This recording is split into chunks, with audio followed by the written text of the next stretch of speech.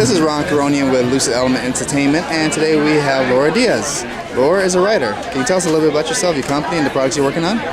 I'm Laura, and I am the author of Splitting Seams series. We just have the first issue out right now, but the second issue comes out next week. It's about Iris, who's two girls sewn together into one, and she has to take a journey when she starts splitting apart to find a cure. It's actually based on my journey with bipolar disorder, but I'm also working on editing an anthology for Creator Owned Expo. I wrote a children's book, and that's in the process of being illustrated.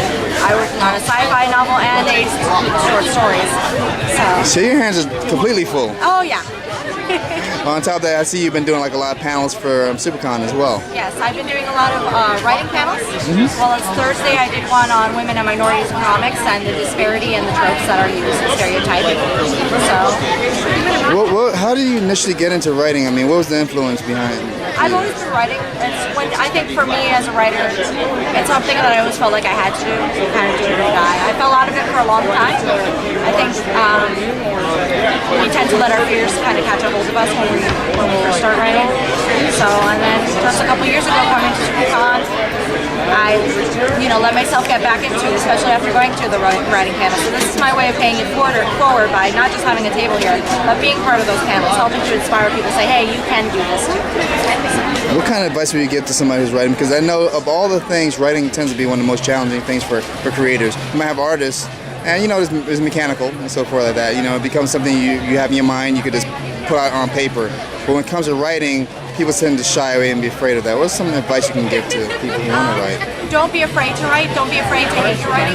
That's how it's going to happen. Everybody hates their writing. I can tell you during the editing process, I want to throw my work against the wall. And it's a natural thing. It's a natural thing to not like what you're writing. I think the biggest thing is to always keep your mind open, to constantly challenge yourself creatively, to always exercise your creativity in a certain way, and don't be afraid to try something new. As Phil McCall said during our panels, he said, always finish, and that is very true. We tend to procrastinate, and a lot of us as writers, we just don't want to actually push through. We're scared. You got to face that fear head on. So, and ain't nothing but to do it, as they say. Now, as far as you wrote the story, what made you decide to do it in a comic book form? Well, it started out originally as a short fairy tale, and it was only a couple pages, and then I went through the editing process, and it just evolved into something else. I decided that there wasn't enough character development, you couldn't empathize enough in fairy tale format, which is usually what you do. You use stereotypes, you use platforms, but this I wanted to tell a little bit more uniquely. So I started expanding it and decided to do it episodically, because I have a love for comics. But I also wanted it to be fully illustrated like a fairy tale, so that's why it's serialized, but it's written in prose and illustrated a little bit like a fairy tale.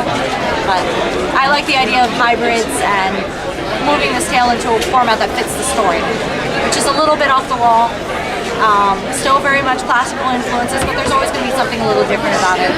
I want to really express the artistic literature with it, and I wanted it to melt with the actual physical art, kind of like a tool video. Okay. Now, as far as someone finding out more about you, where can they go?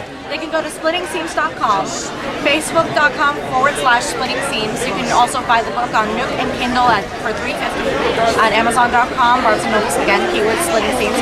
You can also find out more about me at lauradea.com, LAURADEA.com. Splitting Seams, SPLITTING. SEAMS.